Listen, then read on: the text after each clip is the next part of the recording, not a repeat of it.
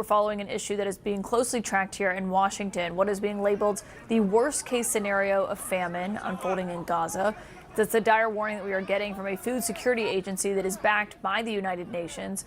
And that group says that more than 20,000 kids were admitted for treatment for acute malnutrition between April and mid-July. More than 3,000 of them were severely malnourished, and images like these show the staggering human toll that we are watching play out. One child seen shoveling as much flour as he could off of an aid truck into his own T-shirt as he turned into a makeshift bowl to carry that flour. The president today acknowledged what he and the world have been watching. I think everybody, unless they're pretty cold-hearted or worse than that, nuts. There's nothing you can say other than it's terrible when you see the kids. And those are kids, you know, whether they talk starvation or not, those are kids that are starving. I mean, they are starving. And you see the mothers, they love them so much, and there's just nothing they seem to be able to do. They got to get them food, and we're going to get them food. The situation, of course, that the president is talking about did not happen overnight. Israel cut off all aid to Gaza back in March, saying without evidence that Hamas was stealing all of it, according to a U.S. government review. But when that blockade was partially lifted in May, Israel started relying on a U.S.-backed aid group, the Gaza Humanitarian Foundation. Since then, the United Nations says more than 1,000 people have been killed by Israeli forces while trying to get food. In the face of growing pressure, Israel has started allowing more aid to trickle in over the weekend, but aid groups have said it is not nearly enough. My source tonight is Senator Bernie Sanders of Vermont. And Senator, when you hear the Israeli Prime Minister saying there's no starvation happening in Gaza, what, do you believe he's lying? Of course he's lying. He is a disgusting liar. Israel had a right to defend itself from the terrible Hamas attack. But I think everybody understands that in the last 2.5 years, they have been waging a brutal, horrific, almost unprecedented type of war, not just against Hamas, but against the Palestinian people.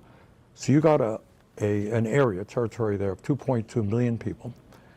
They have already killed 60,000.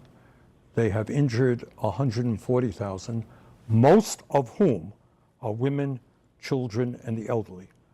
They have virtually completely destroyed the entire infrastructure of Gaza, virtually all of the schools, the healthcare system, over 70% of the housing, the water system, and now, as you mentioned, over the last period of time, they have prevented humanitarian aid coming in, and there is now mass malnutrition, and children are starving to death.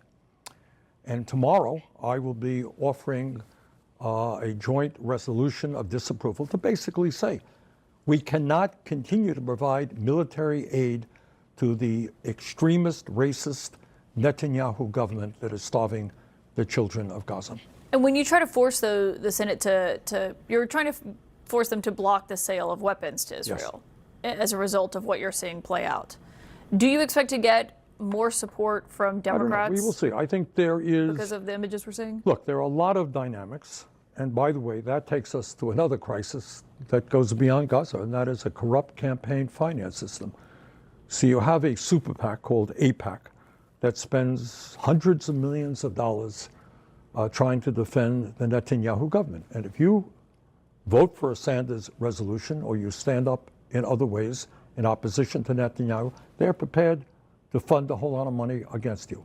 But I think the time is now when members of the Senate have got to start listening to their constituents back home. And the American people do not want to spend billions and billions of dollars supporting this horrific war. What about with the White House? I mean, President Trump is saying that he's seen this, that the First Lady Melania Trump has seen these images. He's saying there is starvation there. You can't fake that. But when he was asked about new food centers that he wants to establish in Gaza, he said we're going to be, quote, dealing with Israel. We think they can do a good job of it. Do you think the history indicates that they can't? The only people who are able to do it are various United Nations organizations and other humanitarian organizations that did get food into areas where it is difficult to do that. What you have had recently with this Israeli-U.S. type food distribution project is unbelievable. I mean, this really is quite unbelievable. Desperate people, starving people, lining up and getting shot trying to come in and get food for their kids. So clearly, I think you've got to go back to the international organizations, the UN, and American humanitarian organizations as well. What is your view on what the British Prime Minister said today, that if the UK is going to recognize a Palestinian state unless Israel has ended the humanitarian crisis? Well, I think France went further than that recently, and I think the world is, look, sadly, really sadly, Israel is becoming a pariah nation. And all over the world, people are looking at a situation where the government of Israel under Netanyahu and his right-wing extremist friends are starving children. And people are trying to do one thing or the other, get food in there, or at least tell Netanyahu that if he doesn't move in a very different direction, they're going to be recognizing the Palestinian state. And by the way, when you talk about a two-state solution, it's not only a horror in Gaza.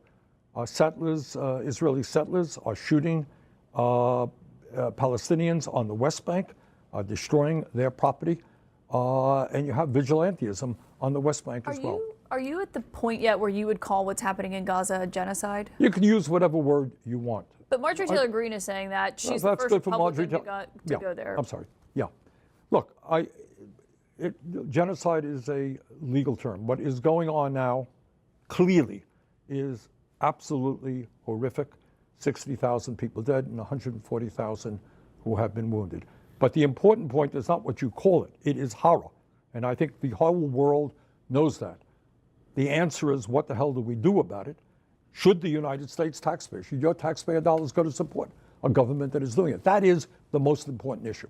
So immediately, you got to get ceasefire, you got to get humanitarian aid in, but the United States cannot continue to aid and abet the Netanyahu government doing what it's doing. Do you want to see United States personnel on the ground helping distribute aid? I mean, what is another scenario here, do you think? The United Nations has done, under very difficult circumstances, a good job until they were kicked out by Netanyahu. So I would like to bring them back, and I think they're prepared to come back.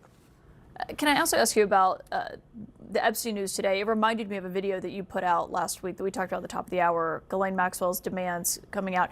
You said last week that you believe the president should just release the files and, in your view, stop trying to deflect from what he has promised. Why do you think that the White House or the Justice Department has not done that yet, given the backlash?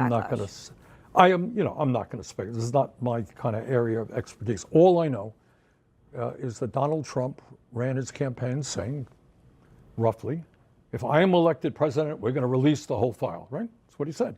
Well, that's what he said.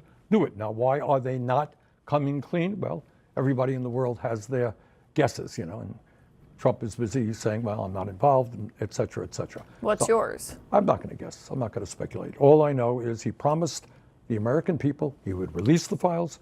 President Trump, do what you said you would do. Release the files. Let's see what's in them. Do you support Senator Schumer's move today? He's calling for a counterintelligence analysis, basically saying he wants them to look at what is in those files in case they're compromised by a foreign adversary, that they can't be used to blackmail people here in the U.S. I guess, yes. I think that makes sense. But bottom line is, get the information out.